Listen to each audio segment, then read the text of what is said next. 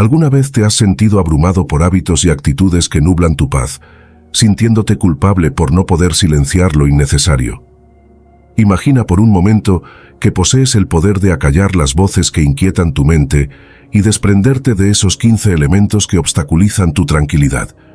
Visualiza cómo cada silencio se convierte en un acto consciente de liberación, cómo tu atención se enfoca en lo esencial y cada distracción se transforma en una oportunidad para la calma. Tus decisiones son el primer paso hacia un estado de paz interior. Lo que eliges ignorar, lo que decides soltar y la manera en que reorganizas tus prioridades son clave para la armonía en tu vida. Si permites que lo negativo te controle, tu equilibrio se desvanece.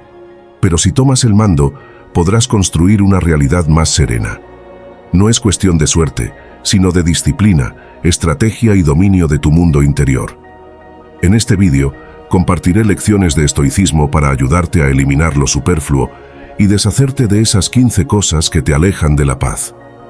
Antes de comenzar, deja en los comentarios: hoy elijo la calma y la transformación. Mira cada capítulo con atención, ya que te acompañarán en tu proceso de crecimiento personal, y quédate hasta el final, porque los últimos contienen enseñanzas que podrían cambiar tu vida. Comencemos. 1. La necesidad de tener siempre la razón. Hubo un tiempo en que creí que la vida era un tribunal permanente y yo, su abogado estrella. Llegaba a cada conversación armado con datos, citas de autores desconocidos y una retórica afilada como navaja. En el trabajo, en el amor, incluso en la fila del supermercado, convertía cada intercambio en un debate que debía ganar. Mi obsesión no era solo tener razón, sino demostrarlo. Cada "no estoy de acuerdo" era un desafío personal, cada opinión contraria, una afrenta a mi inteligencia. Hasta que un día, en medio de una discusión absurda sobre política en una cena familiar, mi hermano menor me espetó: ¿sabes por qué nadie te cuenta nada importante? Porque les da miedo que les hagas sentir estúpidos. Esa frase, dicha con más tristeza que rabia, me dejó helado. Todo comenzó en la universidad. Estudiaba Derecho y competía en torneos de debate. Ganaba trofeos, sí, pero también reputación. Me llamaban el Bulldog por cómo destrozaba argumentos. En una ocasión, humillé a un compañero frente a 100 personas al señalar una contradicción en su discurso. Todos rieron, menos él. Años después, supe que abandonó la carrera. «Eres brillante, pero te has vuelto venenoso», me dijo mi entonces novia al terminar la relación. Yo lo atribuí a su incapacidad para lidiar con la verdad. El trabajo alimentó el monstruo. Como litigante, mi trabajo era ganar, no mediar. Llegaba a casa y seguía discutiendo, con mi madre por su voto, con amigos por fútbol, con desconocidos en redes sociales. Me jactaba de ser incorrectamente lógico, como si la sensibilidad fuera una debilidad. Pero bajo esa armadura había un miedo antiguo. Si no ganaba cada batalla dialéctica, ¿quién sería yo? El primer quiebre llegó con Marta, mi hija. Tenía 8 años cuando, durante una tarea escolar, me preguntó por qué los dinosaurios se extinguieron. Le expliqué teorías científicas, cité estudios, hasta dibujé un gráfico en su cuaderno. Al día siguiente, lloró porque su maestra le dijo que su respuesta era demasiado larga y complicada. «Quería que escribiera lo que salía en el libro, papá», dijo entre lágrimas. Por primera vez dudé. ¿Había convertido a mi hija en una réplica de mi necesidad de imponerme? El golpe definitivo fue profesional. Representaba a un cliente en un caso de propiedad intelectual. Tenía razón, por supuesto. Las pruebas eran contundentes. Pero en mi afán por destruir al abogado contrario, un hombre cercano a la jubilación, ridiculicé su interpretación de una cláusula ambigua. El juez falló a mi favor, pero al salir de la corte, el abogado derrotado se acercó. «Llevo 40 años en esto. Ganar no siempre es lo mismo que tener justicia». Esa noche, revisando el caso, vi lo innecesario de mi ferocidad. Podría haber ganado con elegancia, pero elegí la humillación. Decidí hacer un experimento. Una semana sin corregir a nadie. Ni a la barista que pronunció mal mi nombre, ni al vecino que aseguró que la tierra era plana, ni a mi pareja cuando dijo que Bogotá era capital de Brasil. Los primeros días fueron un infierno. Sentía picazón mental al escuchar errores, como si mi cerebro gritara: «Corrígelos». Pero algo sorprendente ocurrió. La gente empezó a soltarse. Mi hija me contó secretos que antes ocultaba. No quería que me explicaras por qué estaba mal sentirme así. Colegas pidieron mi opinión sin que yo la impusiera. Hasta mi madre confesó temores que jamás había compartido. Aprendí que la obsesión por tener razón es una forma de control, no de conexión. Como cuando, en un viaje a la selva, un guía indígena me enseñó a navegar un río.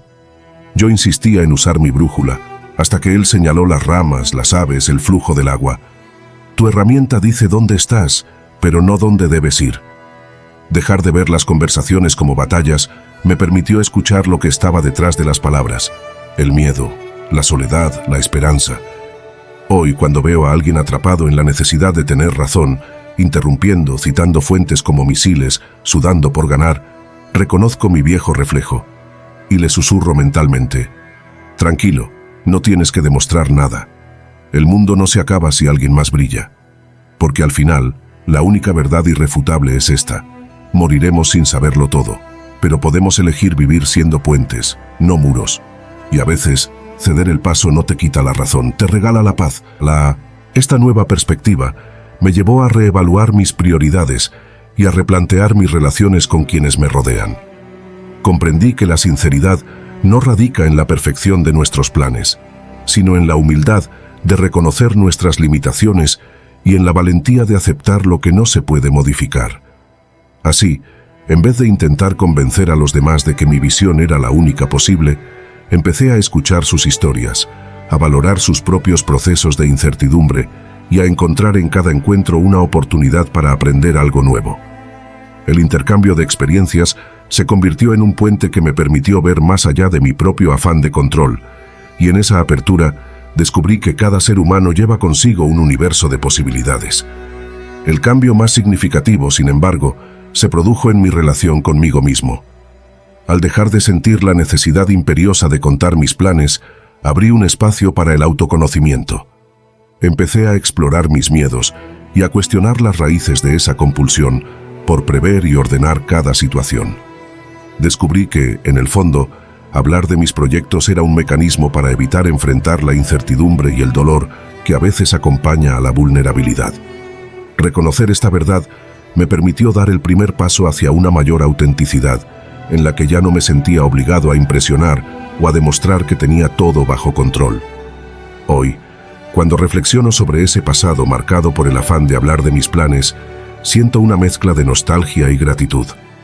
Nostalgia por esos días en los que cada palabra era un intento desesperado por imponer orden, y gratitud por las lecciones aprendidas a través de los imprevistos y las desviaciones inesperadas. He comprendido que el futuro, por mucho que deseemos dominarlo, siempre estará teñido de la imprevisibilidad que hace a la vida tan fascinante. Y es precisamente en esa mezcla de lo planeado y lo fortuito donde se esconde la verdadera magia del existir. En definitiva, aprender a soltar el imperativo de verbalizar cada aspiración no es un acto de rendición, sino una declaración de libertad. Es la aceptación de que el valor de nuestros sueños no se mide por la precisión con la que los articulamos, sino por la capacidad de adaptarnos, de reírnos de los errores y de seguir adelante con la certeza de que cada experiencia, por caótica que parezca, suma a nuestro crecimiento. Hoy elijo vivir con la convicción de que lo esencial no es imponer mis planes al mundo, sino descubrir en cada instante la posibilidad de reinventarme, de transformar las incertidumbres en oportunidades y de encontrar en el diálogo silencioso entre mis deseos y la realidad la esencia de mi camino. Cada día me esfuerzo por dejar que mis planes sean guías flexibles, esquemas abiertos a la intervención del azar y la sorpresa. He aprendido a escuchar más y a hablar menos de lo que deseo controlar, y en ese silencio he encontrado una voz interior que me recuerda que, aunque no pueda prever todos los giros del destino, tengo la capacidad de adaptarme y de crecer. Así, el afán de hablar de mis planes se ha transformado en una reflexión constante sobre la naturaleza efímera de las certezas y la riqueza de lo inesperado. Y en esa transformación reside, tal vez, la mayor victoria. El descubrimiento de que la verdadera fortaleza no consiste en tener cada palabra del futuro ya escrita, sino en la capacidad de abrazar el misterio del porvenir, con la humildad de quien sabe que, A pesar de los planes, lo esencial es vivir el presente con intensidad, con amor y con una sincera apertura hacia lo que aún está por venir. 2. El hábito persistente de medirse frente a los demás. Desde los 9 años llevo una vara invisible en la espalda. La usaba para medirme, contra mi hermano, que corría más rápido, contra mi vecina, que dibujaba caballos perfectos, contra la niña de la tele, que hablaba inglés como si fuera su lengua materna. Creí que la vida era una competencia sin línea de meta, y yo, una atleta obligada a saltar cada valla que otros parecían superar con facilidad. Pero no fue hasta que esa vara me atravesó el pecho, literalmente, que entendí el precio de vivir comparándose. Todo comenzó en 4º grado. Llegué llorando a casa porque Lucía, mi compañera de banco, había ganado el concurso de ortografía que yo tanto preparé. Mi madre, intentando consolarme, dijo: «No importa, cariño, la próxima vez serás tú». Esa frase bien intencionada selló mi destino. Cada derrota se convirtió en una deuda, cada victoria ajena en un recordatorio de mi insuficiencia. A los 15, mi ritual matutino era revisar las fotos de mis compañeras en redes sociales. Ella es más delgada, él tiene más likes, ellos viajan a lugares que nunca veré. Me dolía el estómago antes de salir de casa, convencida de que mi vida era una versión descafeinada de lo que debería ser. En la universidad, la vara se volvió una espada. Estudiaba ingeniería, pero pasaba más tiempo calculando mi promedio contra el de mis amigos que entendiendo ecuaciones. Cuando Carlos, mi roommate, consiguió una pasantía en mi empresa soñada, pasé 3 noches sin dormir reescribiendo mi currículum. Lo envié a 50 empresas. Me rechazaron en 49. La que me aceptó resultó ser un infierno tóxico, pero me quedé 2 años solo para poder decir: «Yo también trabajo aquí». Aprendí a sustituir la vara por brújulas internas. Cuando sentía el impulso de medirme, hacía 3 preguntas. 1. ¿Esto me acerca a mi versión auténtica o a la de otro? 2. ¿Qué perdería si nadie supiera que lo hice? 3. ¿Cómo se siente mi cuerpo cuando elijo esto? ¿Liviano o cargado? También creé rituales.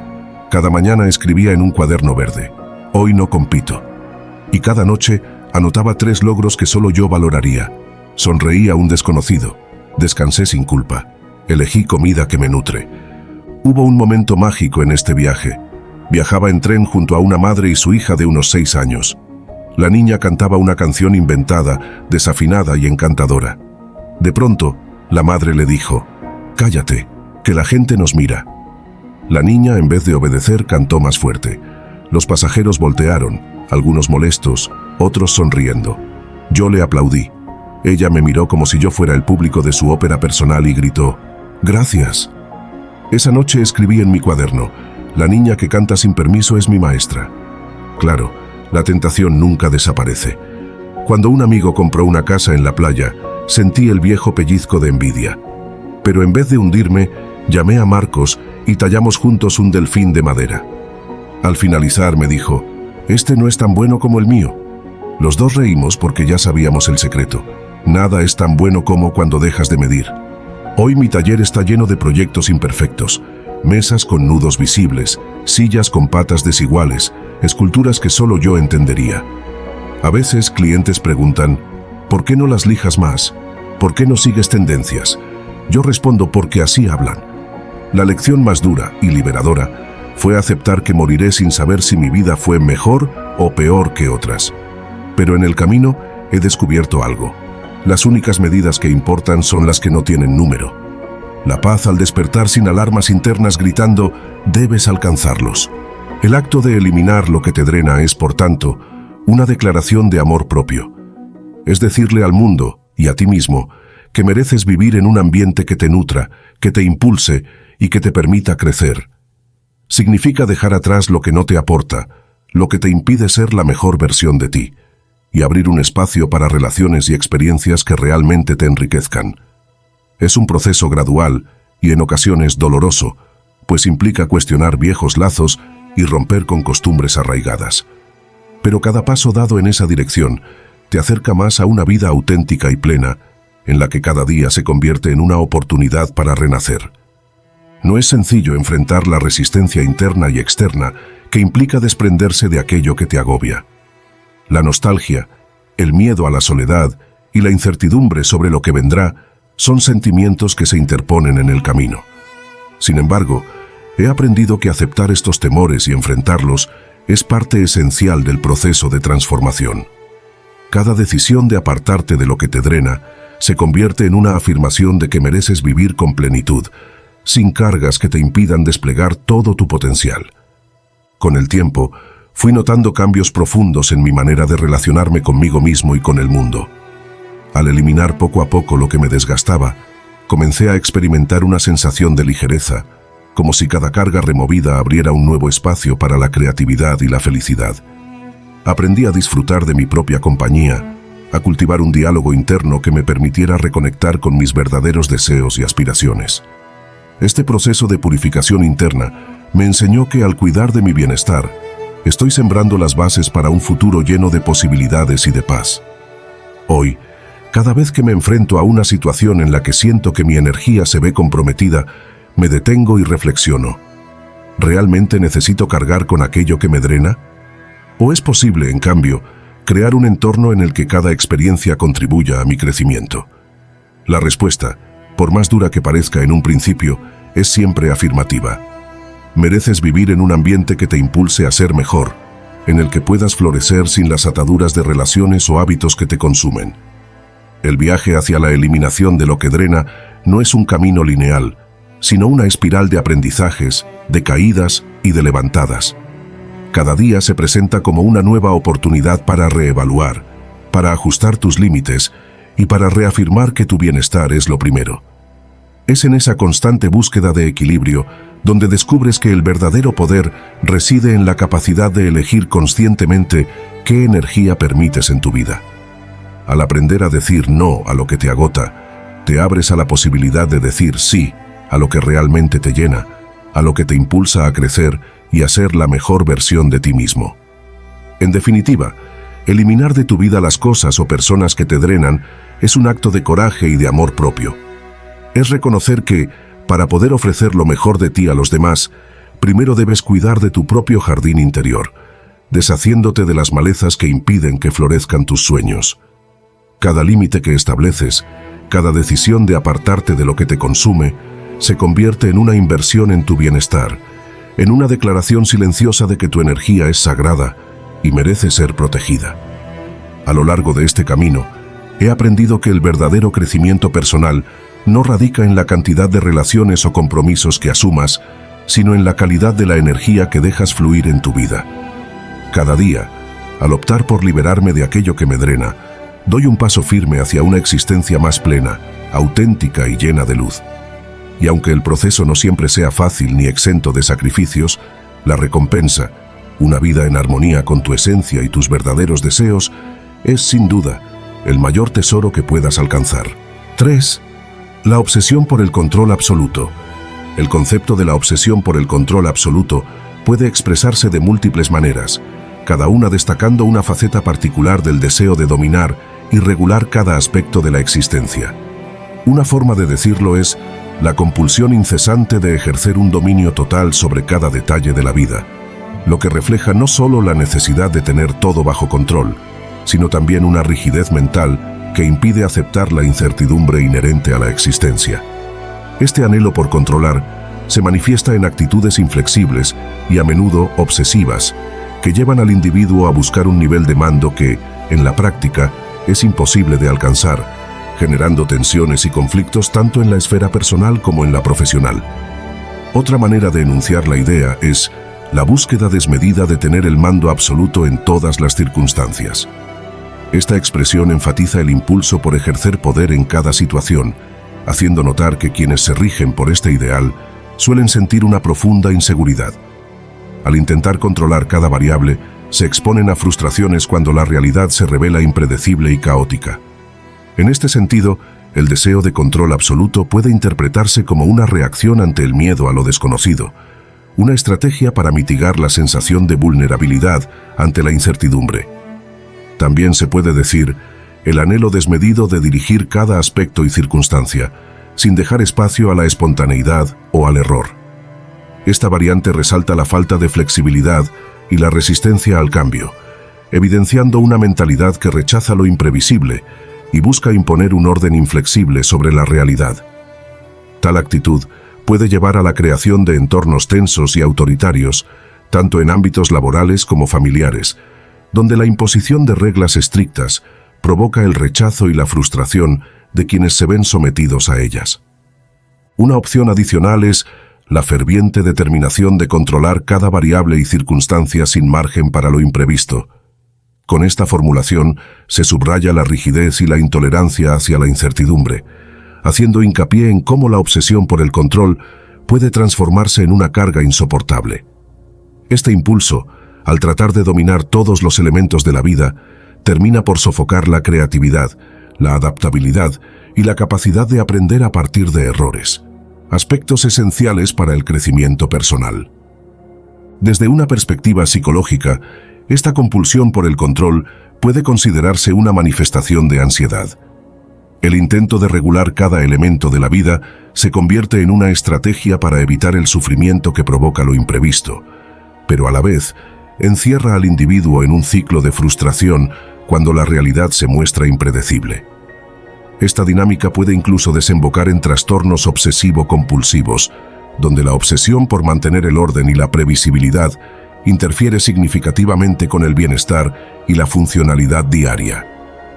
En definitiva, la obsesión por el control absoluto puede reexpresarse de diversas maneras: la compulsión incesante de dominar cada detalle, la búsqueda desmedida de tener el mando total, el anhelo desmedido de dirigir cada aspecto sin dejar espacio a la incertidumbre, la determinación ferviente de regular cada variable sin margen para lo imprevisto, o la inclinación desmesurada por tener bajo control cada elemento del entorno. Cada una de estas formulaciones resalta distintos matices de un fenómeno complejo y multifacético, en el que el deseo de seguridad se enfrenta a la ineludible realidad de que la vida es, por naturaleza, impredecible. Reconocer y comprender estas diversas expresiones permite vislumbrar las raíces emocionales y psicológicas que impulsan la necesidad de control, abriendo la puerta a una reflexión más profunda sobre el equilibrio entre el orden y la libertad en nuestra existencia. Hoy, cada vez que siento la tentación de sumergirme nuevamente en el exceso de pensamientos sobre el futuro, me detengo y respiro profundamente. Me recuerdo que la verdadera fortaleza reside en la capacidad de vivir el presente con intensidad, en la certeza de que cada momento es una oportunidad irrepetible para crecer y experimentar. He aprendido que el futuro, por muy incierto que sea, se construye con cada decisión consciente, con cada acción que surge desde la autenticidad y el amor propio. Y en esa construcción diaria no hay lugar para la ansiedad, sino para la gratitud de poder estar aquí y ahora. Elimina el exceso de pensamiento sobre el futuro, se convierte entonces en un acto liberador, en una invitación a despojarse de las ataduras mentales que impiden el pleno disfrute de la vida. Es reconocer que, aunque es natural soñar y planificar, también es esencial aprender a soltar, a confiar en la capacidad de adaptarse y a abrazar la incertidumbre con una mente abierta y un corazón tranquilo. La magia de la existencia se encuentra en la intersección entre lo planificado y lo imprevisto, en ese delicado equilibrio donde el control cede paso a la fluidez del vivir. Al liberarme de la necesidad de anticipar cada detalle, he descubierto un mundo de posibilidades que antes me era invisible. Las relaciones se han vuelto más genuinas, los momentos cotidianos más vibrantes y la conexión conmigo mismo más profunda. En lugar de luchar contra la corriente del tiempo, he aprendido a fluir con ella, a aceptar que cada día trae consigo un sinfín de sorpresas y enseñanzas. Esa aceptación ha sido el primer paso para cultivar una vida basada en la presencia, en la capacidad de estar plenamente consciente de cada experiencia sin dejarse arrastrar por las preocupaciones de un futuro distante. Con el tiempo, el exceso de pensamiento sobre el futuro se ha ido transformando en una especie de sabiduría práctica, en la que la anticipación se equilibra con la vivencia del momento. He aprendido a disfrutar del proceso, a celebrar cada paso sin obsesionarme con el destino final. Y es que, al fin y al cabo, lo que realmente importa no es lo que vendrá, sino cómo vivimos cada instante que se nos ha dado. Cada experiencia, cada emoción, cada encuentro es un regalo que merece ser valorado en su totalidad, sin la interferencia de proyecciones que solo sirven para restarle magia a la hora. Esta transformación interna me ha permitido reconectar con la esencia de mi ser, con esa parte que se alimenta del aquí y ahora y que encuentra en lo cotidiano la fuente de su felicidad. Elimina el exceso de pensamiento sobre el futuro es, en última instancia, una invitación a vivir con libertad, a soltar la necesidad de controlar cada variable y a abrazar la incertidumbre como una aliada en el camino hacia el crecimiento personal. Es el reconocimiento de que, si bien es importante tener sueños y aspiraciones, la verdadera realización se halla en la experiencia directa de la vida, en el simple hecho de estar presente para cada latido, para cada risa, para cada lágrima que nos enriquece. Hoy, con la mirada puesta en el presente y el corazón abierto a las maravillas que trae cada nuevo día, sé que he encontrado un equilibrio que me permite soñar sin caer en la trampa del exceso de anticipación.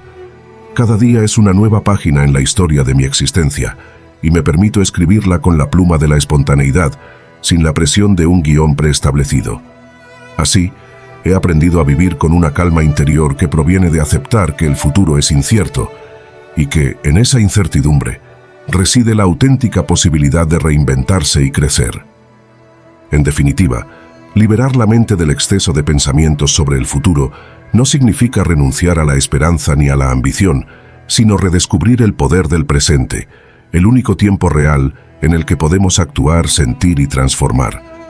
Es un camino de autoconocimiento que, aunque lleno de desafíos, nos regala la libertad de ser quienes realmente somos, sin las cadenas del miedo a lo desconocido.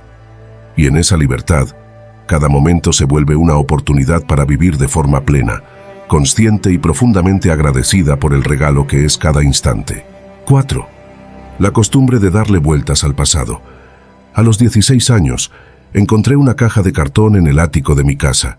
Dentro había cartas de amor escritas por mi madre a un hombre que no era mi padre, fotos descoloridas de viajes que nunca me contó, y un reloj de pulsera detenido a las 3:17. Pasé horas sentada en el polvo, releyendo cada línea, reconstruyendo escenas de una vida que no era la mía. Aquel día, sin saberlo, inicié un ritual que duraría décadas.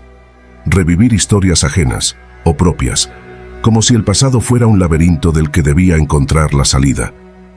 Pero mi verdadera obsesión comenzó años después, con un «lo siento» no dicho. A los 22, terminé una relación de forma abrupta.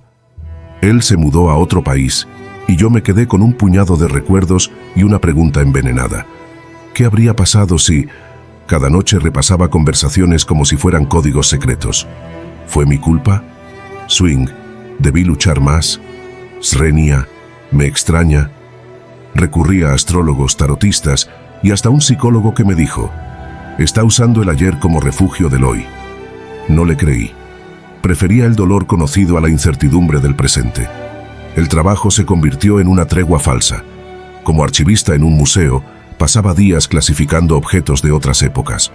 Me fascinaba imaginar las manos que habían sostenido aquellas tazas rotas, las risas que habían llenado los salones de retratos olvidados. Pero en casa, mi propio presente se desmoronaba. Cancelaba planes para rebuscar en diarios viejos, olvidaba cumpleaños de amigos, dejé de pintar, mi pasión, porque nada superaría lo que hice antes. Vivía en un bucle, como un disco rayado que solo reproducía la misma nota. La crisis llegó en un viaje a Lisboa. Visité un café donde, según una placa, Fernando Pessoa había escrito sus poemas. Me senté en su mesa favorita, pedí su café favorito y cerré los ojos tratando de capturar su inspiración. Pero solo sentí vacío. Al abrirlos, vi a una niña de unos 7 años dibujando en la mesa de al lado. Su madre le dijo: «No uses esos lápices, mancharás el mantel». La niña, sin mirarla, respondió: «Pero el dibujo solo existe ahora». Esa frase me golpeó como un trueno. ¿Cuántas horas había perdido buscando fantasmas? Al regresar, tomé una decisión drástica. Doné las cartas de mi madre al museo. El día que las entregué, la curadora me preguntó: ¿no quiere conservar algo? Negué con la cabeza, pero al salir, lloré como si hubiera vendido un órgano. Sin embargo, esa noche dormí 8 horas seguidas por primera vez en años. Empecé a entrenar mi mente para volver al presente. Cada vez que el pasado llamaba, hacía una de tres cosas. Tocar algo con textura, la rugosidad de una corteza, el frío del mármol, las teclas de mi piano. Respirar con un mantra, esto es ahora, lo otro ya no. Escribir y quemar. Anotaba el recuerdo obsesivo en un papel y lo quemaba en un cuenco metálico. Verlo convertirse en ceniza era un exorcismo en miniatura. No fue fácil. Hubo recaídas, como cuando descubrí que mi ex se había casado. Pasé 3 días viendo su perfil de Facebook, comparando su vida con la mía, hasta que una amiga me envió una foto de nosotros a los 20. «Mira qué jóvenes éramos», escribió. «Me alegra que hayas seguido pintando». Yo no pintaba desde hacía años. Esa mentira piadosa me dolió más que la verdad. El giro definitivo llegó con una inundación. El río cerca de mi casa se desbordó, destruyendo el museo y miles de artefactos históricos. Entre los escombros encontré una carta medio quemada de 1920. Hablaba de un amor perdido, pero una línea sobresalía. No lloro por lo que fue, sino por lo que pude haber hecho con lo que fue. La enmarcé y la colgué frente a mi caballete, ahora cubierto de pinturas nuevas. Hoy, cuando siento la tentación de rebobinar el tiempo, recuerdo las palabras de la niña en Lisboa. Pinto paisajes imaginarios, cocino recetas que invento al vuelo, y acepto que algunos días el pasado me visita como un gato hambriento. Lo acaricio un rato, pero no le doy de comer, porque descubrí que el ayer no es un lugar para vivir, sino una semilla. Y yo, al fin, estoy aprendiendo a plantar. Cada recaída se convierte en una oportunidad para reafirmar mi compromiso con el autocuidado y la transformación. He aprendido a ver cada desafío como una lección, cada tormenta como un recordatorio de la impermanencia de los estados emocionales y de la posibilidad de reconstruirme una y otra vez. La resiliencia se ha convertido en mi aliada, una fuerza interna que me impulsa a seguir adelante, incluso cuando las circunstancias parecen abrumadoras. En este proceso, las relaciones interpersonales juegan un rol crucial. Rodearme de personas que me aporten energía, que comprendan mi viaje y que compartan una visión de crecimiento mutuo ha sido determinante para reducir el caos emocional. Las interacciones sanas y sinceras me han permitido aprender a comunicar mis necesidades sin temor, a expresar mis sentimientos con honestidad y a recibir apoyo cuando más lo necesito. Al mismo tiempo, he aprendido a identificar y alejar aquellas relaciones que perpetúan patrones destructivos, entendiendo que mi bienestar emocional merece ser preservado a toda costa. Eliminar el caos psicológico y sentimental también ha significado reconectar con mi creatividad. En momentos de confusión, la creatividad se ha revelado como un canal para transformar la energía caótica en obras de arte, en escritos, en música o en cualquier forma de expresión que me permita exteriorizar lo que llevo dentro. Este proceso creativo no solo me ayuda a ordenar mis pensamientos, sino que me ofrece una nueva perspectiva para enfrentar los retos internos. Al canalizar mis emociones en actividades creativas, encuentro un refugio donde puedo explorar mi mundo interior sin temor a ser juzgado, y donde cada creación se convierte en un paso hacia la sanación. A lo largo de este camino, he descubierto que la eliminación del caos no significa aspirar a una perfección inalcanzable, sino aprender a convivir con las imperfecciones de manera consciente. La búsqueda de la calma interior es un proceso continuo en el que la autocompasión y la aceptación juegan roles esenciales. Cada día me esfuerzo por recordar que la vida, con todas sus incertidumbres y contradicciones, es un regalo que merece ser vivido plenamente, sin la constante presión de tener todo bajo control. Es en la imperfección donde reside la autenticidad, y es precisamente esa autenticidad la que me permite transformar el caos en una fuente de sabiduría y crecimiento. Hoy, al mirar atrás y reconocer el camino recorrido, siento una profunda gratitud por cada obstáculo que me ha permitido descubrir mi propia fortaleza. El proceso de eliminar el caos psicológico y sentimental no ha sido fácil, pero ha sido transformador. He aprendido que cada paso hacia el orden interno es una victoria, cada herramienta adoptada es un aliado y cada día de autocuidado es una inversión en mi bienestar. Aunque sé que el caos puede resurgir de vez en cuando, ahora tengo las herramientas y la confianza para enfrentarlo con serenidad y compasión. En definitiva, eliminar el caos psicológico y sentimental es un acto de amor propio y de valentía. Es la decisión consciente de tomar las riendas de nuestra vida emocional, de transformar la confusión en claridad y de convertir la intensidad en una fuente de aprendizaje constante. Es comprender que, a pesar de las adversidades, tenemos la capacidad de reescribir la narrativa de nuestro ser, de construir un espacio interior donde la paz y la armonía puedan florecer. Con cada práctica, cada reflexión y cada acto de autocuidado, reafirmo mi compromiso de vivir de forma plena, consciente y en sintonía con la verdad de mi esencia. Y es en esa verdad, en esa autenticidad, donde encuentro la libertad de ser, sin el peso del caos, en constante evolución hacia una versión más serena y equilibrada de mí mismo. 5. La necesidad de aprobación externa. Cuando se habla de la necesidad de aprobación externa, se hace referencia a ese impulso casi imperioso de buscar validación, reconocimiento y aceptación por parte de los demás, a tal punto que la opinión ajena se convierte en el principal termómetro para medir nuestro propio valor. Esta inclinación se puede describir de diversas formas, cada una resaltando distintos matices de este fenómeno tan complejo y en ocasiones debilitante. Por ejemplo, se puede enunciar como el impulso incesante por obtener el aval y la aceptación de otros, lo que subraya cómo algunas personas sienten que su valía depende directamente de las miradas y juicios que reciben de su entorno. Otra forma de expresarlo es la dependencia emocional del juicio ajeno.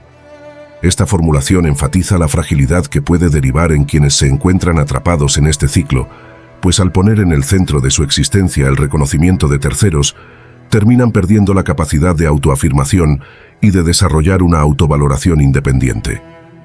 Este patrón de comportamiento a menudo se origina en etapas tempranas de la vida, cuando el afecto y la aprobación se condicionan a comportamientos o logros específicos, y se internaliza la idea de que ser aceptado es sinónimo de ser valioso.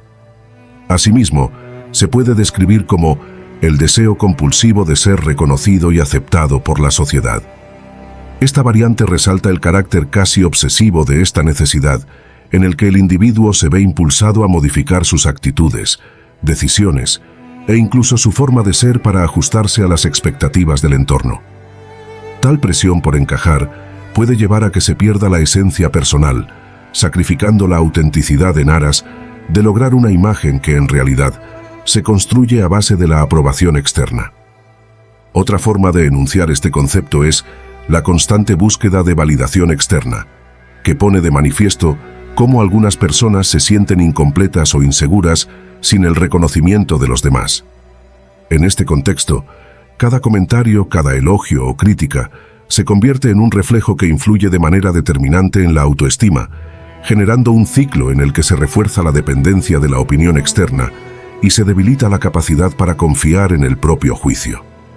El resultado es un estado de vulnerabilidad emocional en el que la crítica, incluso la más constructiva, puede afectar profundamente el bienestar personal. También se puede enunciar como el afán por conseguir la aprobación de otros a toda costa, lo que evidencia cómo, en ocasiones, el deseo de ser aceptado puede llevar a sacrificar los propios principios y aspiraciones. La presión social y el miedo al rechazo obligan a algunos a adoptar comportamientos o posturas que no reflejan su verdadera identidad, generando una desconexión interna y, a menudo, un sentimiento de insatisfacción constante. Esta dependencia se manifiesta en diversas áreas de la vida, desde el ámbito personal hasta el profesional, y puede convertirse en un obstáculo para el desarrollo de una identidad sólida y autónoma. Frente a este panorama, es fundamental trabajar en el desarrollo de una autoestima basada en la autoaceptación y el reconocimiento de las propias virtudes, independientemente del juicio ajeno. Aprender a valorar el propio ser, a reconocer que el valor personal no depende de la opinión externa y a desarrollar una perspectiva interna robusta, es clave para liberarse de la dependencia emocional que genera la búsqueda constante de aprobación. Este proceso, aunque desafiante, abre la puerta a una vida más auténtica y satisfactoria, en la que la identidad se forja a partir de la autovaloración y no de la validación. Pulso incesante por obtener el aval de otros. La necesidad de aprobación externa se puede reinterpretar a través de expresiones como el impulso incesante por obtener el aval de otros. La necesidad de aprobación externa se puede reinterpretar a través de expresiones como el impulso incesante por obtener el aval de otros. La necesidad de aprobación externa se puede reinterpretar a través de expresiones como el impulso incesante por obtener el aval de otros. La necesidad de aprobación externa se puede reinterpretar a través de expresiones como el impulso incesante por obtener el aval de otros. La necesidad de aprobación externa se puede reinterpretar a través de expresiones como el impulso incesante por obtener el aval de otros. La necesidad de aprobación externa se puede reinterpretar a través de expresiones como el impulso incesante por obtener el aval de otros. La necesidad de aprobación externa se puede reinterpretar a través de expresiones como el impulso incesante por obtener el aval de otros. La necesidad de aprobación externa se puede reinterpretar a través de expresiones como el impulso incesante por obtener el aval de otros. La necesidad de aprobación externa se puede reinterpretar a través de expresiones como el impulso incesante por obtener el aval de otros. La necesidad de aprobación externa se puede reinterpretar a través de expresiones como el impulso incesante por obtener el aval de otros. La necesidad de aprobación externa se puede reinterpretar a través de expresiones como el impulso incesante por obtener el aval de otros.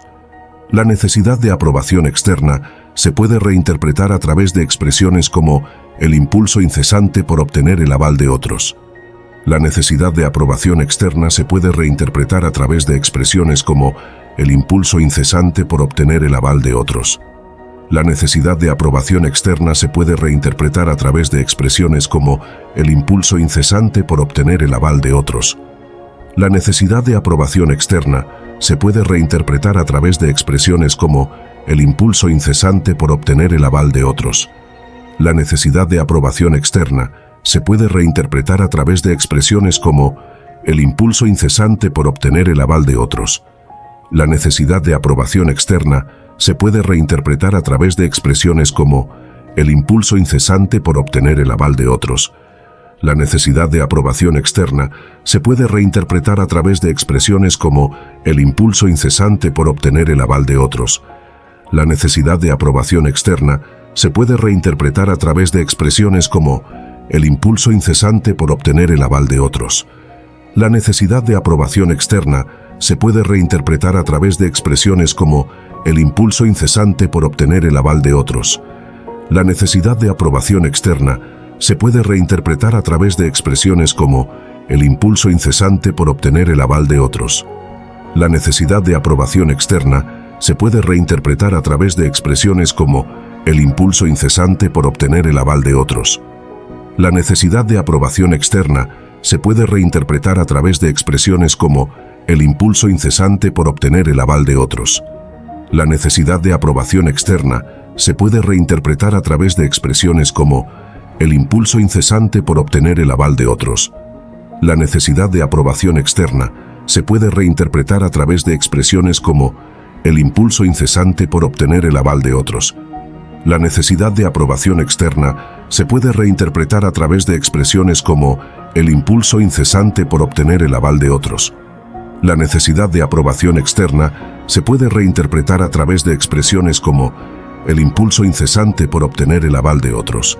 La meditación y las prácticas de mindfulness se revelaron como aliados invaluables en esta lucha.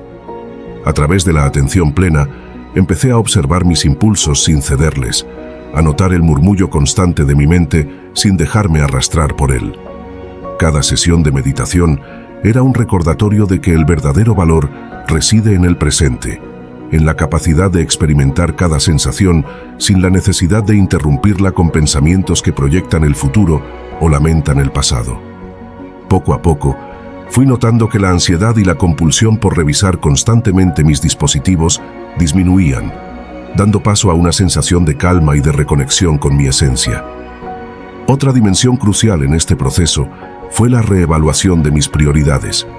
Al liberarme de la tiranía de las notificaciones y de la constante búsqueda de aprobación digital, pude reenfocar mi energía en actividades que realmente nutrían mi ser.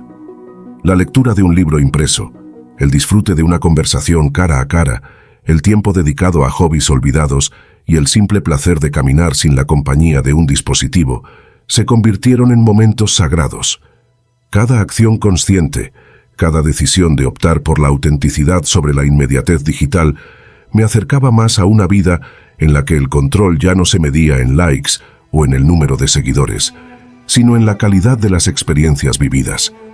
No puedo negar que el entorno social en el que nos movemos también contribuye a mantener viva la adicción a las pantallas. Vivimos en una época en la que la virtualidad se celebra, en la que la visibilidad digital se equipara a la validación personal. Sin embargo, en medio de esta vorágine, empecé a cuestionar qué significaba realmente estar conectado. ¿Acaso no es más enriquecedor compartir una mirada, una sonrisa o una conversación profunda que acumular datos en un perfil virtual? Esta reflexión me impulsó a reconstruir mi relación con la tecnología, a usarla como una herramienta y no como un fin en sí misma. Aprendí a ser selectivo con el contenido que consumía y a reconocer cuándo era el momento de desconectar, no por imposición externa, sino por el deseo genuino de cuidar mi salud mental y emocional. El proceso de eliminar la adicción a las pantallas también implicó enfrentar los temores subyacentes que alimentaban este hábito. Detrás del reflejo brillante de un dispositivo se escondían miedos: el temor a la soledad, la inseguridad ante la propia valía y la constante necesidad de validación. Al indagar en esos recovecos emocionales, descubrí que la dependencia digital era, en parte, un intento de ocultar la vulnerabilidad y de evitar enfrentarse a aspectos profundos de mi ser. Con el apoyo de terapias y del diálogo sincero con personas de confianza, empecé a trabajar en esos miedos, a reconocer que la fortaleza real no reside en la desconexión de la realidad, sino en la capacidad de abrazarla con todas sus luces y sombras. Hoy, al mirar atrás y reconocer el camino recorrido, siento una gratitud inmensa por haber encontrado la determinación para transformar mi relación con la tecnología. Eliminar la adicción a las pantallas no significa renunciar a los avances ni a la comunicación moderna, sino aprender a usarlos de forma consciente, equilibrada y en armonía con la verdadera esencia de la vida. Es un acto de amor propio y de reivindicación de la libertad. Un paso decisivo hacia una existencia en la que el presente se vive intensamente, sin la constante distracción de un mundo virtual que, aunque fascinante, nunca podrá reemplazar la riqueza de lo real. Cada día es una nueva oportunidad para reafirmar este compromiso, desconectar para reconectar, silenciar el ruido digital para escuchar la voz interior y transformar la compulsión en momentos de calma y creatividad. En esa quietud, he redescubierto el placer de estar en el aquí y ahora, de disfrutar de cada pequeño detalle que la vida ofrece sin intermediarios. La luz natural, el murmullo del viento, el calor de un abrazo sincero. Estas son las experiencias que hoy elijo, dejando atrás la adicción a las pantallas que alguna vez intentó definir mi existencia. Eliminar la adicción a las pantallas es, en última instancia, un viaje de autoconocimiento y de recuperación. Es reconocer que la tecnología, aunque invaluable, debe ser una aliada y no una prisión. Es aprender a trazar límites, a redescubrir la belleza del silencio y a construir un puente entre el mundo virtual y el tangible, donde cada experiencia cuenta y donde la verdadera conexión se forja en la autenticidad de las relaciones humanas. Con cada día que elijo vivir desconectado de la compulsión digital, reafirmo mi compromiso de cuidar mi mente, mi cuerpo y mi espíritu, y de crear un espacio en el que la vida se sienta plena, consciente y, sobre todo, real. 6. El temor al fracaso. A los 12 años me quedé paralizado frente al pizarrón. La profesora había escrito una ecuación que todos resolvieron en minutos, menos yo. Mis manos sudaban, el corazón latía como si quisiera escapar del aula y las risas de mis compañeros sonaban como agujas clavándose en mi nuca. Al final, escribí números al azar. La maestra marcó mi error con tinta roja y dijo: «Así no se hace». Esa noche, rompí el cuaderno y juré nunca volver a intentar algo que no dominara. Así comenzó mi romance tóxico con el miedo al fracaso, una relación donde la seguridad era cárcel y la osadía, un monstruo bajo la cama. En la universidad, elegí una carrera por práctica, no por pasión. La ingeniería era predecible, fórmulas claras, resultados medibles, errores identificables. Evité electivas en arte o filosofía, terrenos pantanosos donde podía equivocarme sin una guía, y me refugié en la ilusión del control. Hasta que un proyecto final me obligó a diseñar un puente virtual. Pasé semanas perfeccionando cálculos, pero al simularlo, colapsó en segundos. Mi profesor anotó: demasiado rígido para soportar vientos reales. Esa frase me persiguió más que la nota baja. ¿Era yo ese puente? El primer trabajo profundizó la herida. En una empresa de tecnología, evité proyectos innovadores y me aferré a tareas repetitivas. Colegas con menos experiencia ascendían mientras yo me estancaba, pero prefería eso a arriesgarme a fallar. Hasta que mi jefe me asignó liderar un lanzamiento arriesgado. «Si no puedes, lo paso a otro», dijo. Esa noche vomité de ansiedad, pero algo en su tono, casi un desafío, me hizo aceptar. Fueron meses de noches en vela, de presentaciones temblorosas, de correcciones públicas. El producto fracasó, bajas ventas, críticas feroces, reuniones incómodas. Esperaba ser despedido, pero en su lugar mi jefe me citó. «Aprendiste más que en 3 años de tareas seguras. El próximo proyecto será tuyo». Salí de esa oficina sintiendo algo nuevo. El fracaso no me había matado, solo me había transformado. Aprendí a distinguir el miedo útil, ese que previene riesgos innecesarios, del miedo tóxico que inmoviliza. Comencé con experimentos pequeños: cocinar platos nuevos aunque quedaran horribles, hablar en público sin guiones memorizados, invertir en una idea loca de aplicaciones para amantes del té. Algunas funcionaron, otras no, pero cada intento me enseñó que sobrevivir al fracaso era como desarrollar anticuerpos emocionales. El cambio radical llegó con la paternidad. Mi hija, al aprender a caminar, caía una y otra vez. Nunca se le ocurrió dejar de intentarlo. Un día, tras tropezar, levantó los brazos y gritó: «¡Lo hice!». Me di cuenta de que celebraba el esfuerzo, no el resultado. Esa noche, escribí una lista de fracasos permitidos y la pegué en la nevera. Intentar un hobby y abandonarlo. Decir «no sé» en una reunión. Publicar un texto que nadie lea. Pedir ayuda y recibir un no. Soñar en voz alta aunque suene ridículo. Con el tiempo esa lista se volvió mi brújula. Dejé el empleo estable para crear una consultora independiente. El primer año fue un desfile de errores. Clientes que se retiraban, presupuestos mal calculados, noches comiendo fideos instantáneos. Pero cada tropiezo venía con un aprendizaje que ningún manual ofrecía. Hubo un momento clave. Un cliente importante rechazó una propuesta en la que invertí meses. Antes, me habría hundido en la autocrítica. En cambio, le pregunté: «¿Qué haría usted en mi lugar?». Su respuesta, honesta y brutal, redefinió mi enfoque. Hoy, ese cliente es mi principal socio. Aún hay días en que el miedo susurra: «¿Y si todo sale mal?». Pero ahora sé que detrás de esa pregunta hay otra más poderosa: «¿Y si sale bien?».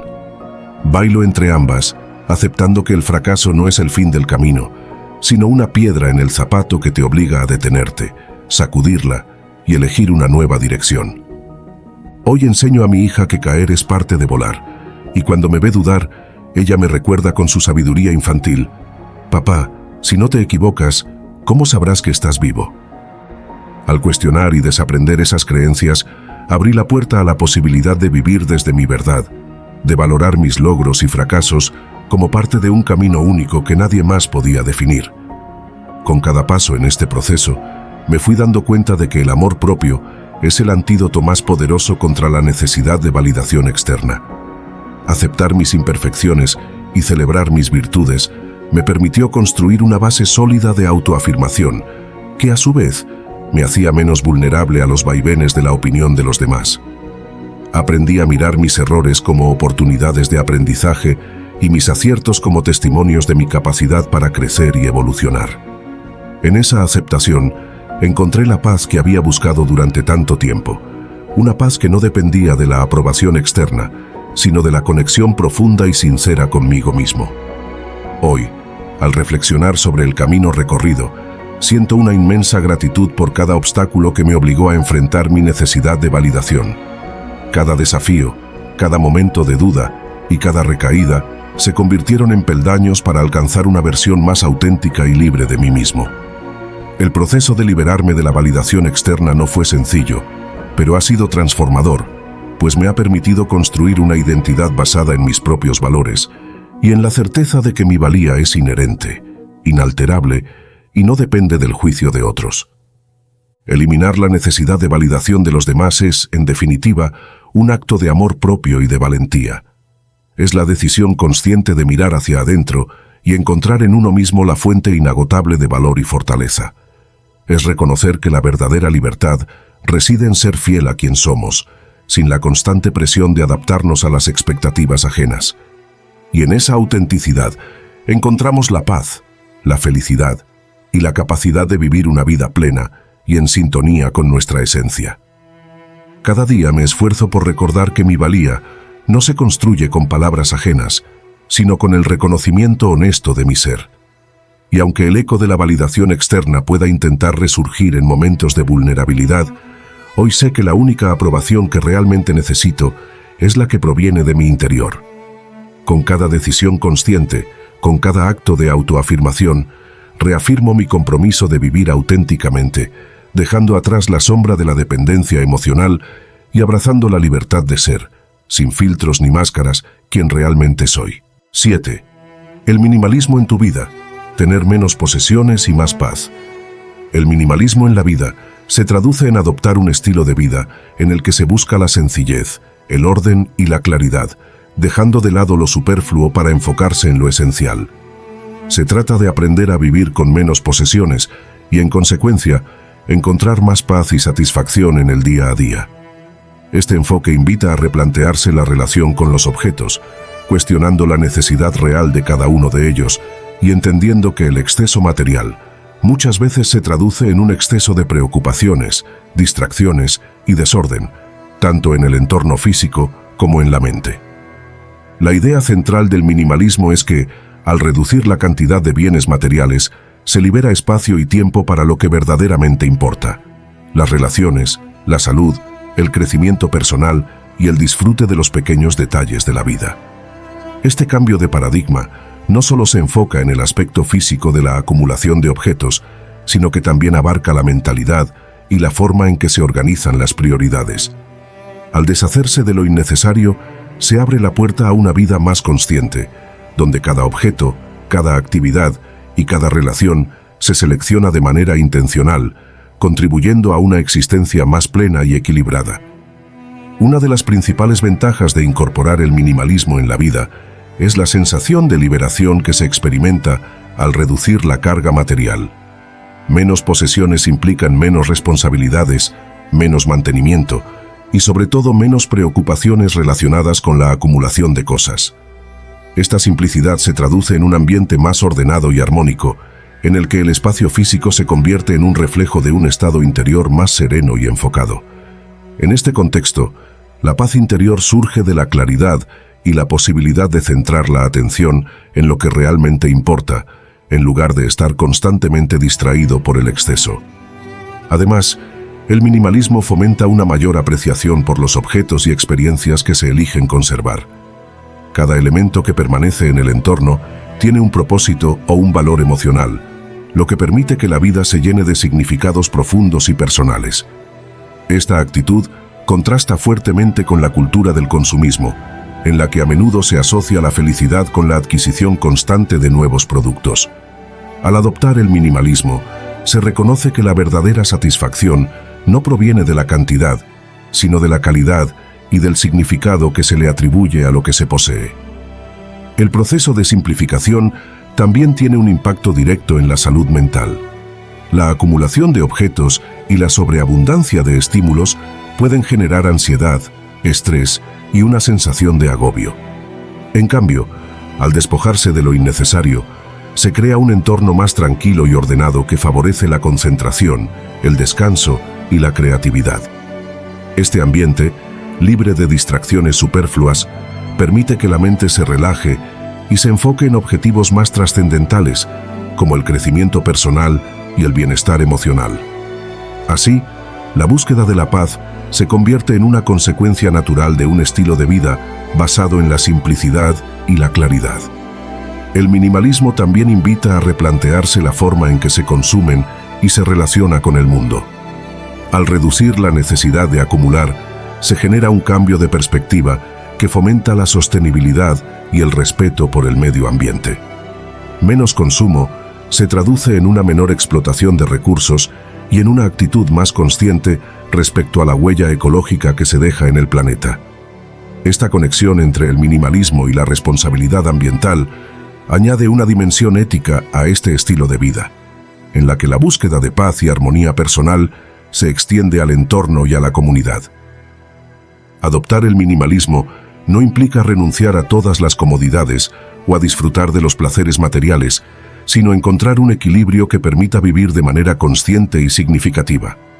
Se trata de identificar lo que realmente añade valor a la vida y descartar lo que, en cambio, genera distracción o acumulación innecesaria. Este proceso puede comenzar con pequeños cambios, como organizar el espacio, reducir el número de objetos o replantear las prioridades en el día a día. Con el tiempo, estos ajustes pueden llevar a una transformación profunda en la que la paz interior se convierte en el principal motor de las decisiones y acciones diarias. En síntesis, el minimalismo en tu vida, entendido como tener menos posesiones y más paz, es mucho más que una tendencia estética o una simple moda. Es una filosofía de vida que propone simplificar el entorno material y, en consecuencia, despejar la mente para centrarse en lo verdaderamente importante. 8. Aprende a decir no más a menudo. Durante años creí que decir sí era sinónimo de ser buena persona. Decía sí a jefes que me cargaban de trabajo extra, sí a amigos que pedían favores a medianoche, sí a familiares que invadían mi espacio sin preguntar. Mi agenda era un rompecabezas de compromisos ajenos, y mi energía, un recurso agotado que nadie, ni siquiera yo, respetaba. Hasta que un día, tras desmayarme en el metro camino a un evento que odiaba, entendí que mi incapacidad para negarme no era generosidad, sino un lento suicidio emocional. Todo comenzó en la infancia. Mi madre solía repetir, no seas egoísta, hay que ayudar. Interpreté que poner mis necesidades primero era un pecado. En la escuela, cedía mis juguetes aunque quisiera seguir usándolos. En la adolescencia, hacía tareas ajenas para evitar conflictos. Llegué a la adultez convertida en un felpudo humano, útil, discreto y fácil de pisar. El trabajo fue donde el sí automático me costó más caro. Como asistente ejecutiva, aceptaba proyectos fuera de mi horario, cubría turnos de colegas y hasta organizaba cumpleaños en la oficina. Mi jefe lo notó y empezó a delegarme hasta su vida personal. ¿Podrías comprar el regalo de mi esposa? ¿Llevar a mi perro al veterinario? Decir no me parecía imposible. Hasta que un viernes, agotada tras trabajar 12 horas seguidas, me pidió que limpiara su cafetera personal. «Tiene restos de café de hace semanas», dijo con asco. Esa noche, lloré en el baño preguntándome cómo había llegado a ser la sirvienta de una cafetera. El cambio comenzó con una terapeuta que me espetó. «¿Qué pasa si dejas de ser útil? ¿Dejarán de quererte?». Esa pregunta me aterró. Para comprobarlo, diseñé un experimento. Durante una semana, rechazaría una petición diaria. El primer día, una compañera me pidió quedarse con su turno. «No puedo, tengo planes», dije temblando. Ella frunció el ceño, pero al día siguiente me saludó como si nada. La tierra no se abrió. La segunda prueba fue más dura. Mi mejor amiga me pidió que cuidara a su hijo el sábado. «Lo siento, ese día estoy ocupada», respondí. Hubo silencio. Luego un «¿En serio?», cortante. Colgó, y durante días no hablamos. Me sentí culpable, pero también libre. Por primera vez, había elegido mi descanso sobre su comodidad. A la semana, ella llamó para disculparse. Estaba enojada, pero entiendo que tienes tu vida. Aprendí que decir no sin explicaciones largas era clave. Antes, me enredaba en excusas. «Es que tengo que, quizás otro día». Ahora usaba frases simples. «No puedo comprometerme. Ahora no es buen momento. Prefiero no hacerlo». Descubrí que entre menos justificaba, menos discutían. Hubo pérdidas. Gente que dejó de hablarme. Colegas que ya no me invitaban a sus reuniones intrascendentes. Pero también llegaron ganancias inesperadas. Tiempo para leer, silencio para pensar, energía para proyectos propios. Empecé a pintar los fines de semana, algo que posponía desde la universidad. Un día, un vecino vio mis cuadros y me pidió uno para su cafetería. Hoy, vender arte es mi ingreso secundario. El momento más revelador fue con mi familia. En una cena mi tío empezó a burlarse de mi soltería. Ya estás vieja para ser exigente. Antes, habría reído nerviosa o cambiado de tema. Esta vez dije, no voy a discutir mi vida personal, si sigues me voy. El silencio fue incómodo, pero mi prima me guiñó un ojo. Al salir me envió un mensaje. Gracias por decir lo que todas callamos. Claro, aún titubeo.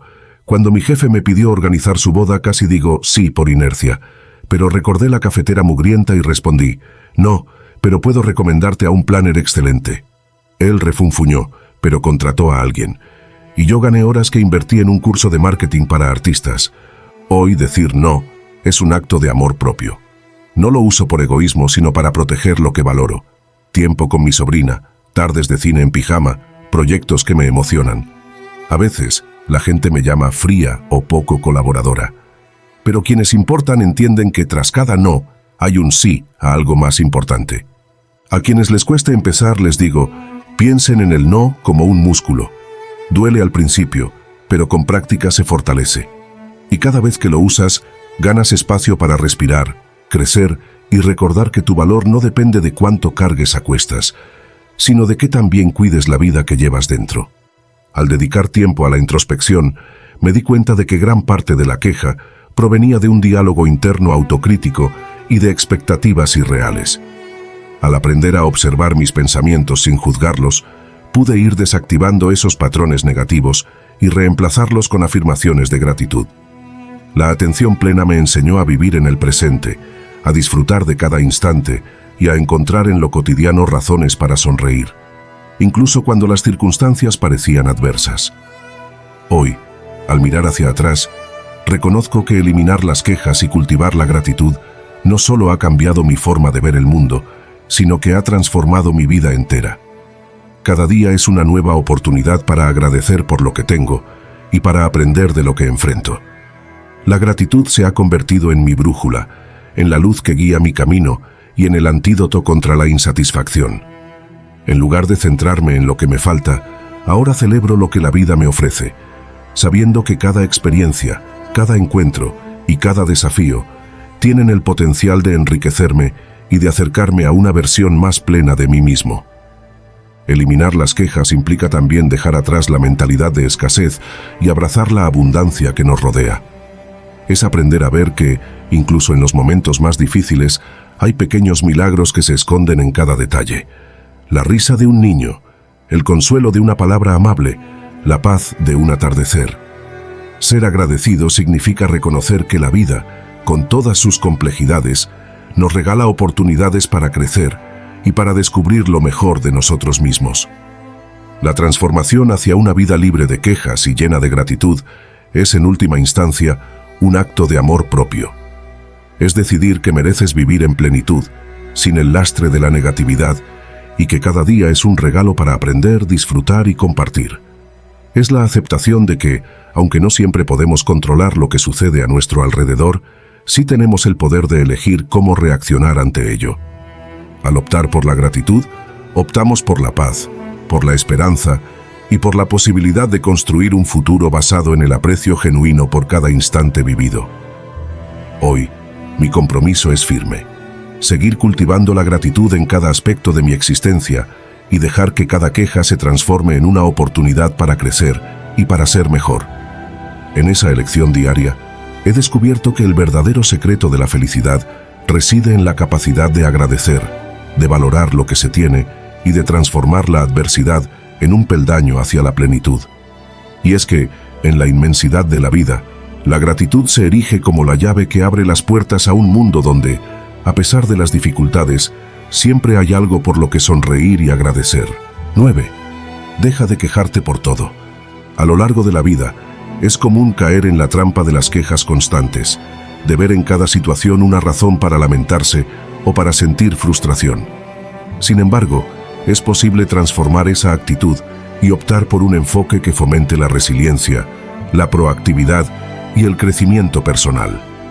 En lugar de insistir en el lado negativo de cada circunstancia, es fundamental aprender a identificar las oportunidades y los aprendizajes que se esconden tras cada obstáculo, dejando atrás el hábito de quejarse por todo. Abandonar el acto de lamentarse de forma incesante no significa ignorar las dificultades o los desafíos, sino más bien reconocer que la queja constante solo refuerza una visión pesimista y estancada de la realidad.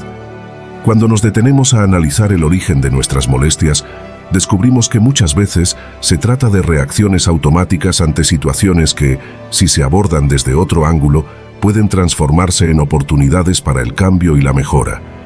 La verdadera fortaleza reside en la capacidad de enfrentar las adversidades con una mentalidad orientada a soluciones, en lugar de sumergirse en un ciclo de críticas y descontento que solo incrementa el desgaste emocional. Una actitud proactiva implica asumir la responsabilidad de nuestras emociones y de la manera en que respondemos a lo que sucede a nuestro alrededor. Al dejar de quejarnos por cada pequeño contratiempo, abrimos la puerta a la posibilidad de actuar, de buscar alternativas y de aprender de la experiencia. Es un proceso que invita a cuestionar si nuestras quejas realmente nos ayudan a avanzar o si, por el contrario, nos impiden encontrar el camino hacia una solución viable. Este cambio de perspectiva no se produce de la noche a la mañana. Requiere práctica, autoconciencia y, sobre todo, el reconocimiento de que el control sobre nuestras emociones está en nuestras manos. El primer paso para transformar la costumbre de quejarse es identificar los pensamientos y comportamientos que perpetúan esa tendencia. Es fundamental observar cuándo y por qué se producen las quejas, ya que a menudo surgen como respuesta automática a situaciones de incomodidad, estrés o incertidumbre.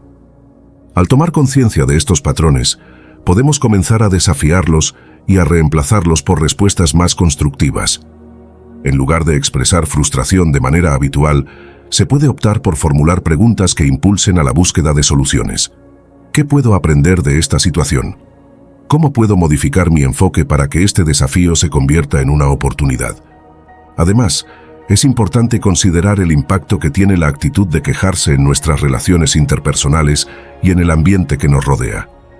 Una constante expresión de descontento no solo afecta nuestro bienestar emocional, sino que también puede influir negativamente en las personas que nos acompañan.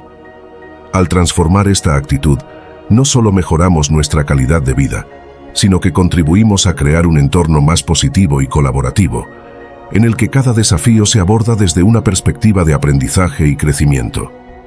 La energía que se gasta en lamentarse puede ser redirigida hacia acciones concretas que generen cambios significativos en nuestro día a día. El cambio de actitud requiere de compromiso y práctica diaria. Una estrategia útil consiste en establecer pequeños objetivos enfocados en la mejora personal, celebrando cada logro, por insignificante que parezca. Reconocer el progreso propio es un paso fundamental para fortalecer la confianza en la capacidad de superar las adversidades. Asimismo, es recomendable rodearse de personas que, con su ejemplo, inspiren una actitud proactiva y optimista. La influencia del entorno puede marcar la diferencia a la hora de cambiar viejos hábitos y adoptar una perspectiva más constructiva frente a la vida. El proceso de dejar de quejarse por todo también implica aceptar que la vida está llena de altibajos y que, en ocasiones, es normal sentir frustración o tristeza. No se trata de reprimir las emociones, sino de aprender a gestionarlas de manera saludable y a no permitir que se conviertan en un hábito que nos impida avanzar. La práctica de la meditación, la reflexión personal o incluso la escritura de un diario pueden ser herramientas muy útiles para canalizar esas emociones de forma constructiva.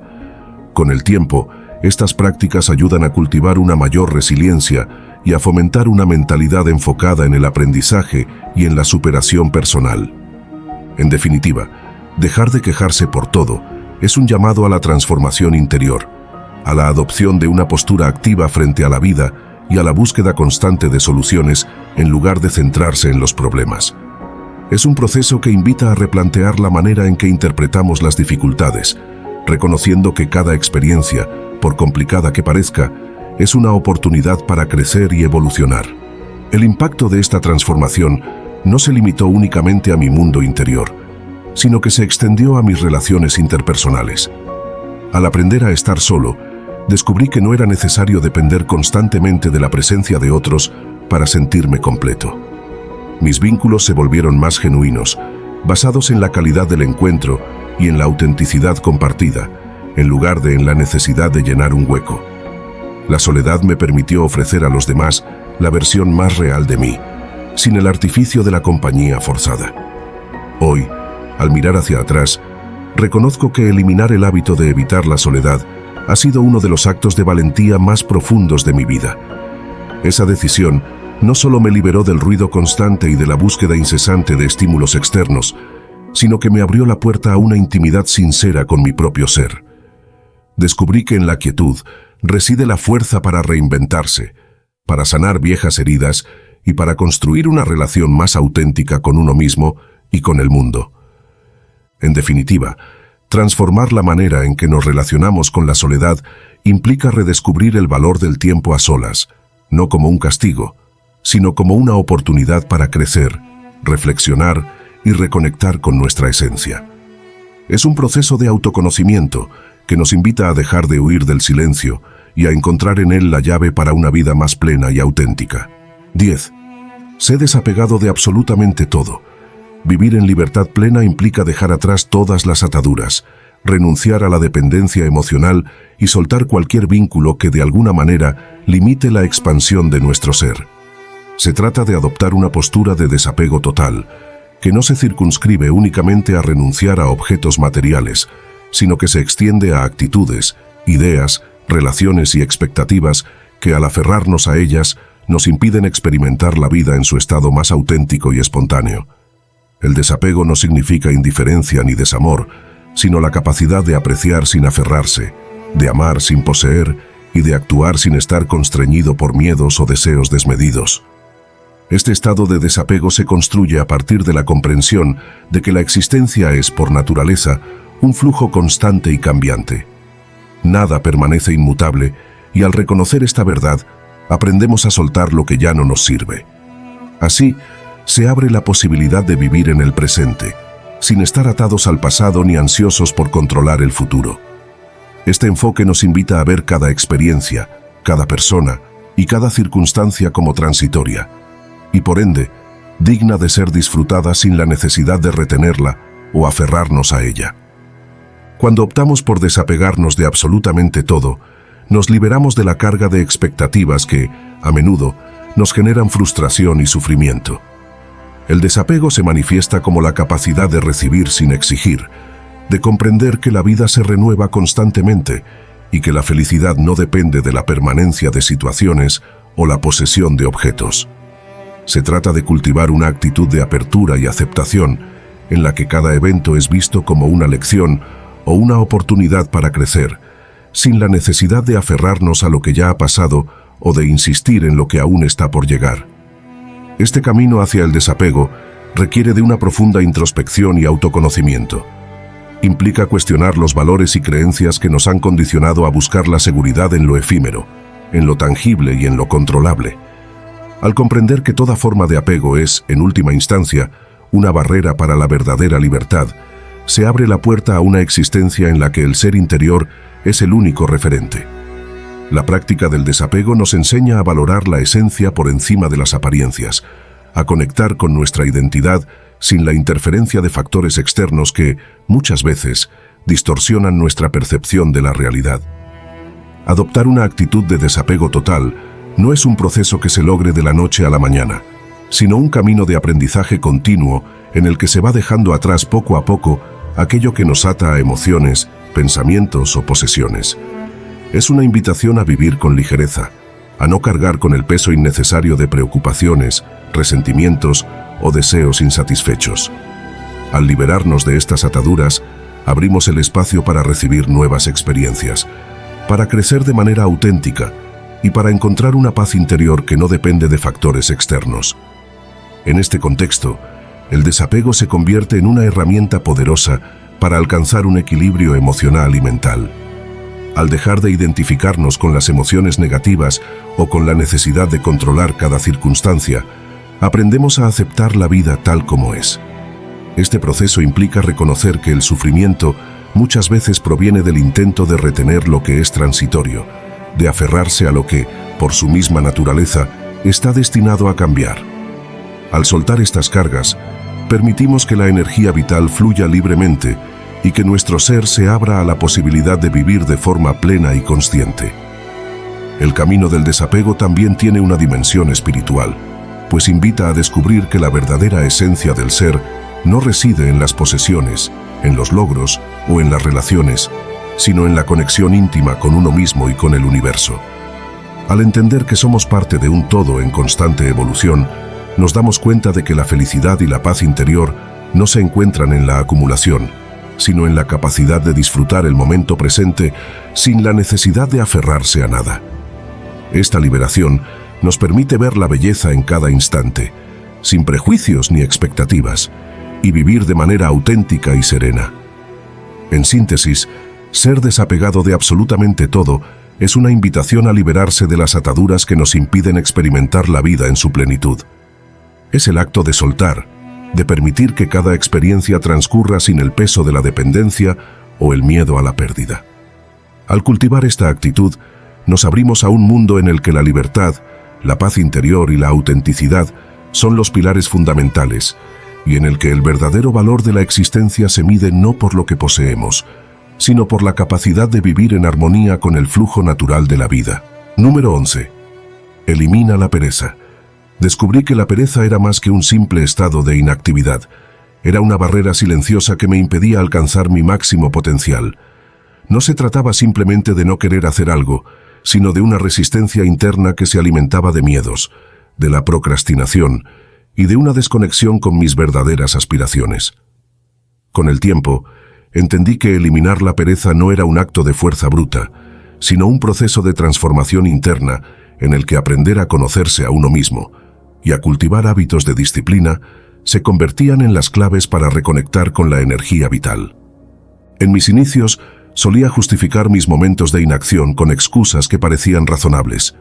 Mañana lo hago, no me siento con ganas, o hoy no es el día adecuado.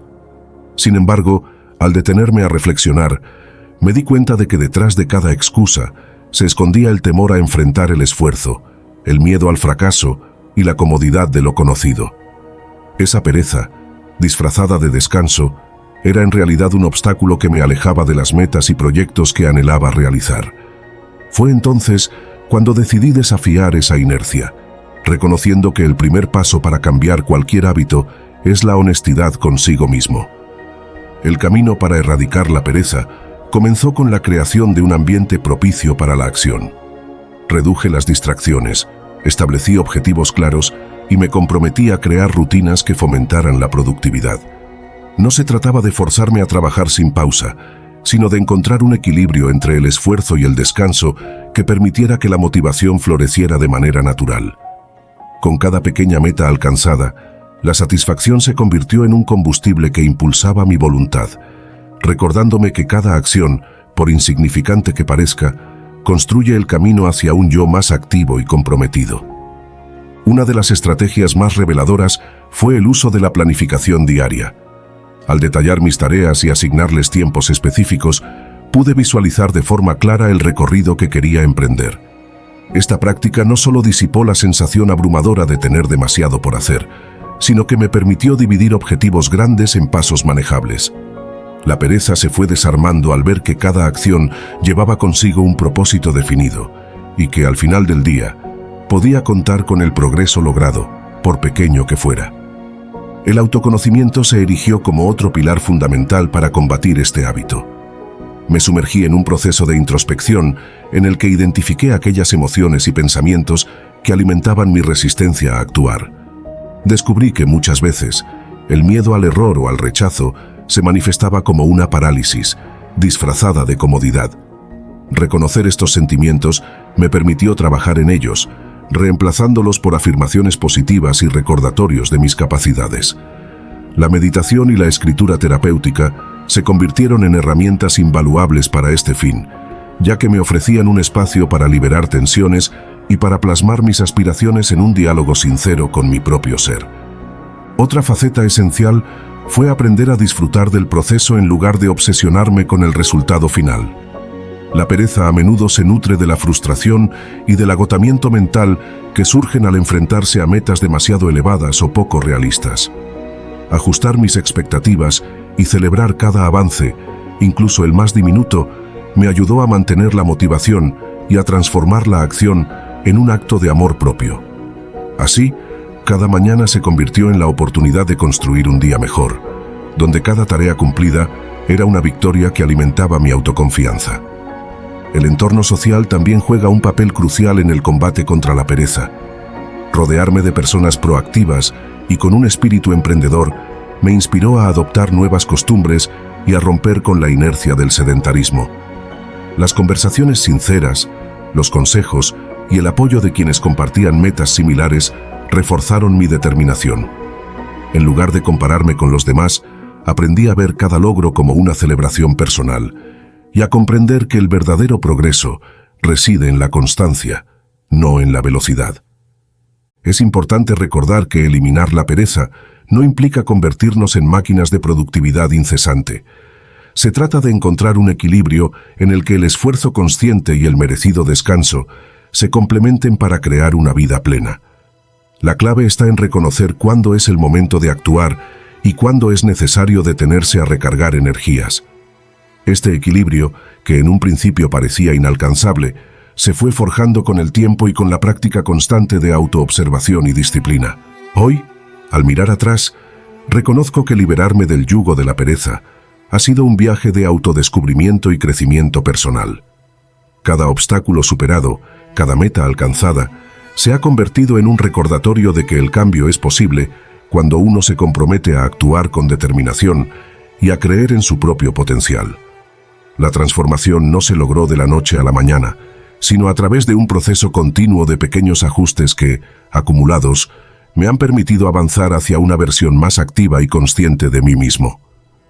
Eliminar la pereza es, en definitiva, un acto de responsabilidad personal. Es decidir que cada día es una nueva oportunidad para construir el futuro que deseamos y para liberarnos de las cadenas que nos impiden alcanzar nuestros sueños.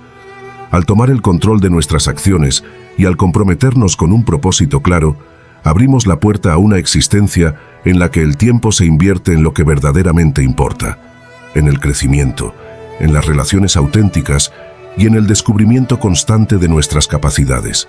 Número 12. Elimina el miedo a decir no. La dificultad para decir no nace en la incertidumbre y en el temor a desilusionar a los demás.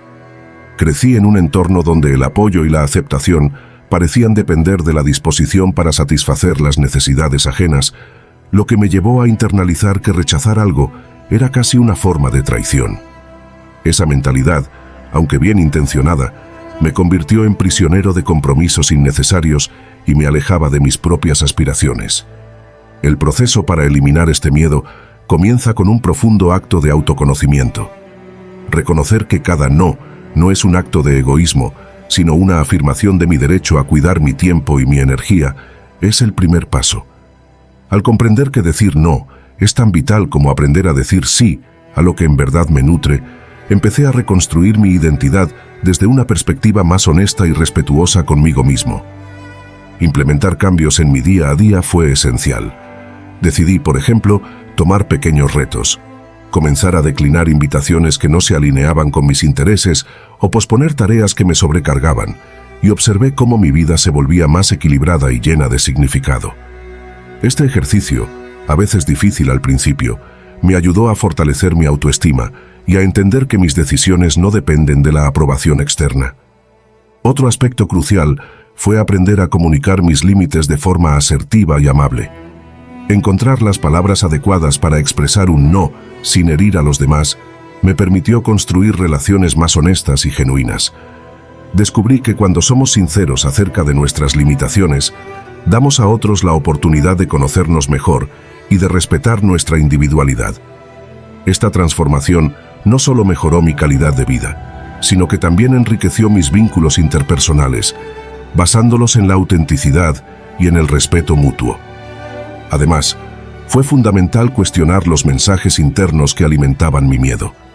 Cada vez que me encontraba dudando, me recordaba que aceptar mis propios límites es un acto de autocuidado y que la verdadera conexión con los demás se establece cuando ambos comparten una honestidad sin máscaras.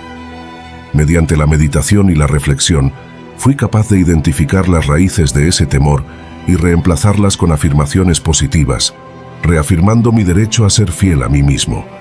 Hoy decir no se ha convertido en un símbolo de mi libertad personal.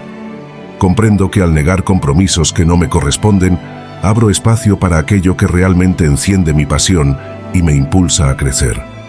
Este cambio me ha permitido redescubrir mi autenticidad y vivir de manera más plena, sin la constante presión de satisfacer a todos. Eliminar el miedo a decir no es, en definitiva, un acto de amor propio y de coraje. Es un camino de liberación que me enseña a valorar mi tiempo, a cuidar mi energía y a construir una vida donde mis decisiones son el reflejo de mis verdaderos deseos. Al aprender a priorizarme y a establecer límites saludables, no solo defiendo mi bienestar, sino que también inspiro a otros a encontrar en su voz la fuerza para decir lo que necesitan, sin temor al juicio ni a la desaprobación. Cada no que emito es, en realidad, un sí a mi autenticidad, un paso firme hacia la construcción de un camino personal basado en el respeto, la honestidad y la libertad de ser. Y es que, en ese acto de afirmación, descubro que mi valor no depende de complacer a los demás, sino de reconocer y honrar mi propia verdad. Número 13. Elimina el hábito de sobrepensar. El hábito de sobrepensar se arraigó silenciosamente en mi vida, convirtiéndose en una trampa en la que cada decisión se transformaba en una avalancha de «¿y si?» y «¿será que?». Con el tiempo, descubrí que este exceso de análisis no solo me alejaba de la acción, sino que también nublaba mi capacidad para disfrutar el presente y confiar en mis propias decisiones. En los primeros compases de mi historia personal, sobrepensar era casi una respuesta automática ante cualquier situación.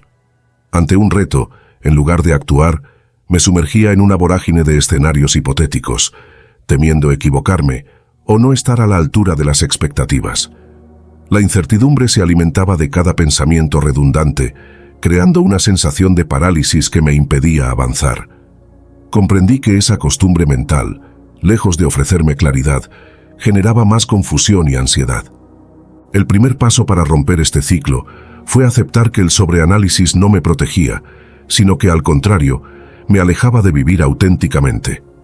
Decidí que debía aprender a confiar en mis instintos, a reconocer que no todas las decisiones requieren una revisión exhaustiva. Al darme permiso para equivocarme y ver cada error como parte del aprendizaje, comencé a relajar el control que mi mente intentaba ejercer sobre cada detalle de mi vida. Para contrarrestar la tendencia a sobrepensar, implementé prácticas de mindfulness y meditación. Reservar momentos diarios para sentarme en silencio, dejando que mis pensamientos fluyeran sin juzgarlos, me ayudó a observar esa inercia mental desde una perspectiva externa. Con el tiempo, aprendí a identificar cuándo mi mente se perdía en espirales de análisis innecesario, y en esos instantes me recordaba amablemente que lo esencial se encuentra en el ahora, en la acción presente, no en la interminable anticipación de todos los posibles escenarios. Otra estrategia crucial fue la escritura terapéutica. Empecé a volcar mis inquietudes en un diario, donde plasmaba mis ideas sin filtros. Este ejercicio me permitió externalizar esos pensamientos que, al permanecer dentro de mí, se volvían más abrumadores. Ver mis dudas y reflexiones en papel me ayudó a ordenarlas y a darles un significado, reduciendo así la ansiedad que generaban. Poco a poco, fui descubriendo que, al escribir, podía transformar la incertidumbre en claridad y el miedo a equivocarme en una oportunidad para aprender y crecer. Además, aprendí a establecer límites en cuanto a cuánto tiempo dedicaba a analizar cada situación. Me propuse tomar decisiones en plazos razonables, reconociendo que, en muchas ocasiones, la acción es la mejor respuesta.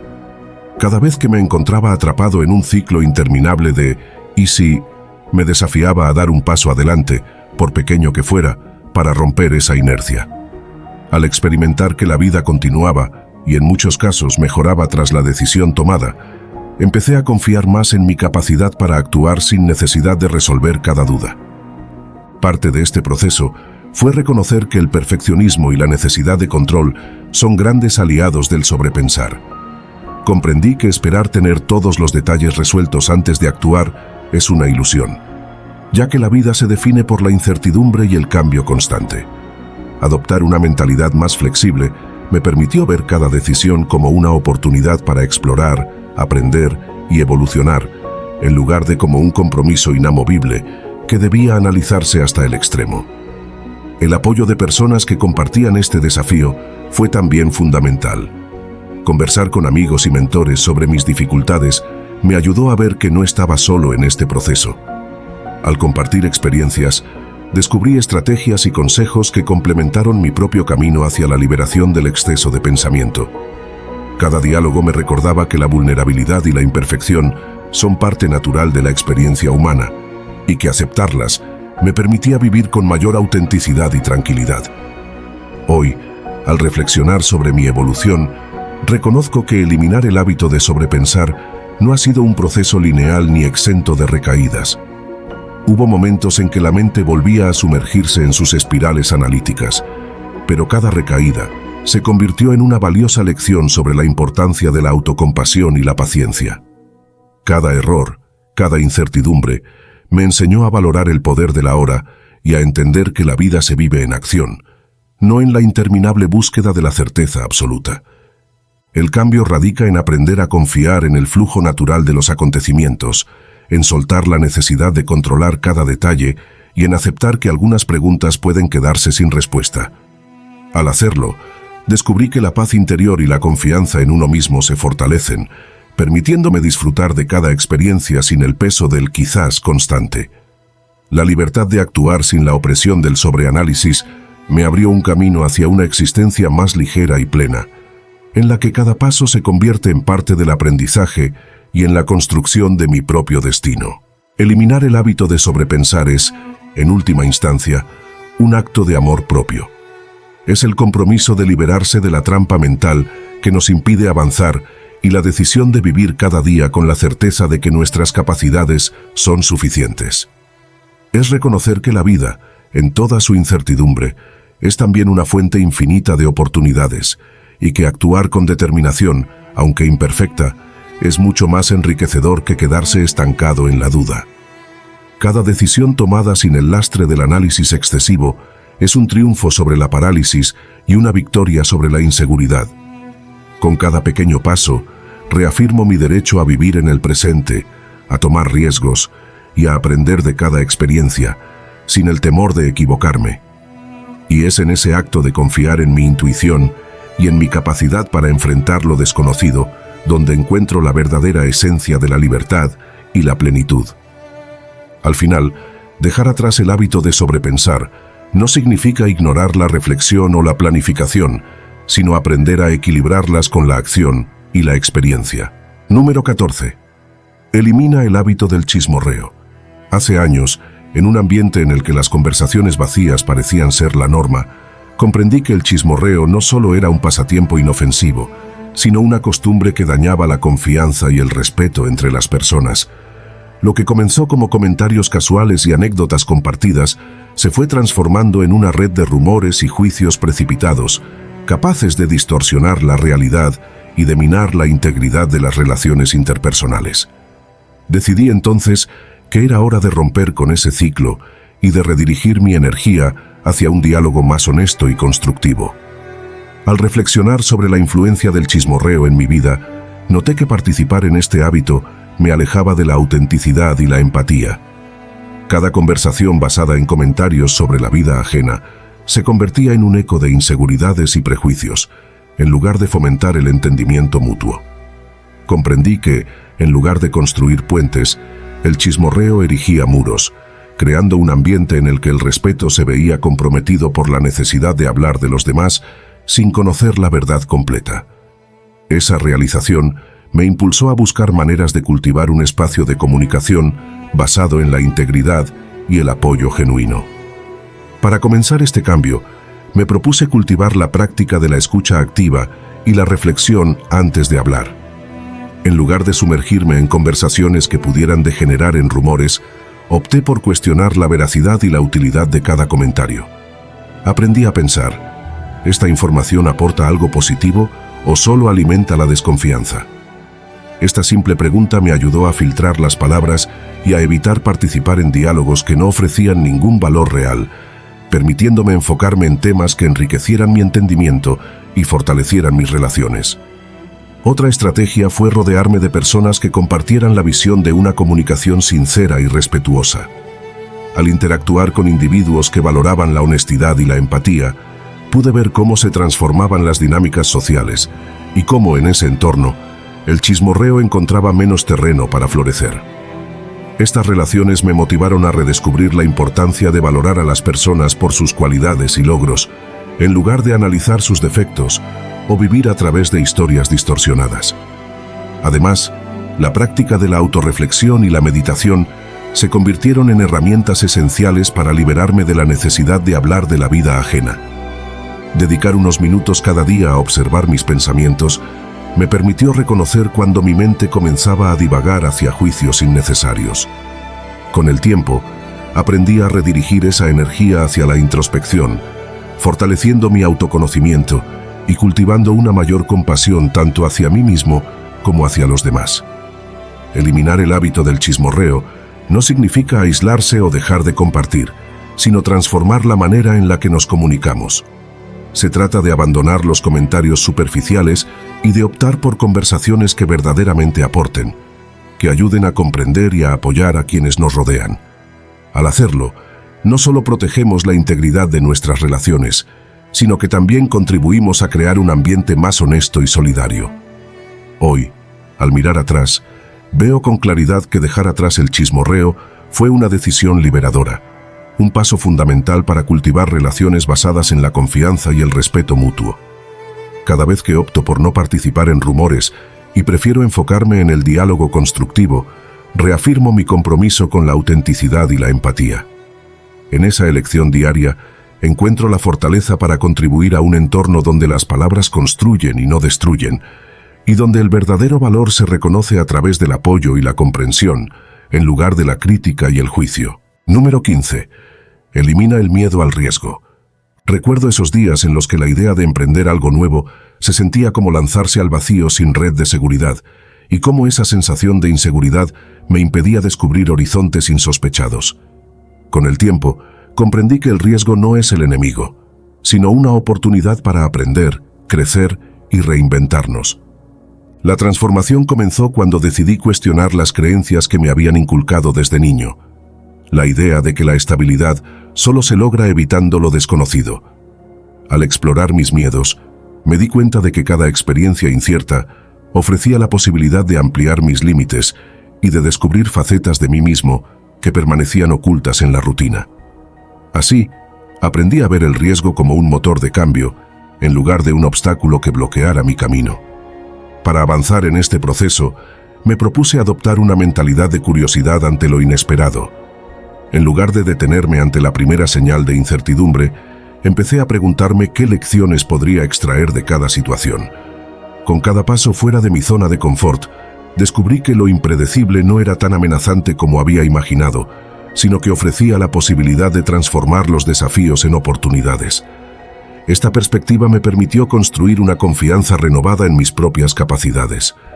Una herramienta esencial en este cambio fue aprender a planificar sin tratar de controlar cada resultado. Establecer metas claras y tener un plan de contingencia me ayudó a gestionar el riesgo de forma equilibrada. No se trata de eliminar la incertidumbre, sino de prepararse para ella de manera flexible, permitiendo que el camino se adapte a las circunstancias sin forzar un resultado específico. Así, cada pequeño éxito se fue acumulando como prueba de que, al arriesgarme, podía aprender y avanzar, incluso si el camino se torcía inesperadamente. El entorno también influyó decisivamente en mi evolución. Rodearme de personas que veían el riesgo como una oportunidad para innovar y crecer me inspiró a replantear mis propios miedos. Las conversaciones sinceras y el apoyo de amigos y mentores me recordaron que el verdadero progreso se logra cuando se desafían los límites y se aprende de los fracasos. Esta red de apoyo me ayudó a ver que, en cada experiencia arriesgada, había un valor intrínseco, independientemente del resultado final. Elimina el miedo al riesgo se convirtió, para mí, en un llamado a dejar atrás la parálisis del conformismo. Empecé a identificar y aceptar que el fracaso no es el fin, sino un paso natural en el camino hacia el éxito. Cada error se transformaba en una lección, y cada obstáculo superado me acercaba a una versión más auténtica y resiliente de mí mismo. Al liberar mi mente del temor al error, abrí la puerta a una vida más rica en experiencias, en la que cada reto asumido se convertía en parte fundamental de mi crecimiento personal. Hoy, al mirar hacia atrás, me doy cuenta de que aquellos momentos en los que me atreví a desafiar lo conocido fueron los que marcaron mis transformaciones más profundas. El riesgo, con toda su incertidumbre, se transformó en un aliado que me enseñó a confiar en mi capacidad para adaptarme, para aprender y para reinventarme en cada situación. Este cambio de perspectiva me ha permitido vivir de manera más plena, apreciando el valor de cada desafío y reconociendo que sin arriesgarme, jamás descubriría mi verdadero potencial. Eliminar el miedo al riesgo no significa lanzarse imprudentemente a lo desconocido, sino aprender a abrazar la incertidumbre con valentía y sabiduría. Es reconocer que cada experiencia, sin importar cuán incierta parezca, es una oportunidad para crecer y para construir un futuro basado en la autenticidad. Con cada paso audaz, reafirmo mi compromiso de vivir sin las cadenas del miedo, celebrando cada aventura como parte esencial del viaje hacia una vida más rica y significativa.